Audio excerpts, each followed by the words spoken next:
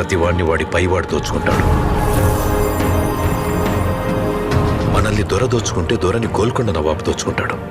ఆ నవాబును ఢిల్లీలో ఉండే మొఘల్ చక్రవర్తి.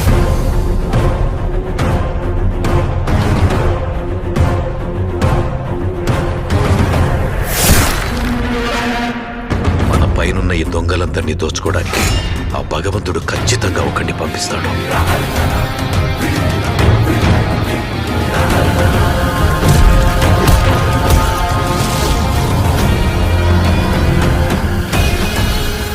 వాడొచ్చి దొంగ దొరలందరి లెక్కలు సరిచేస్తాడు.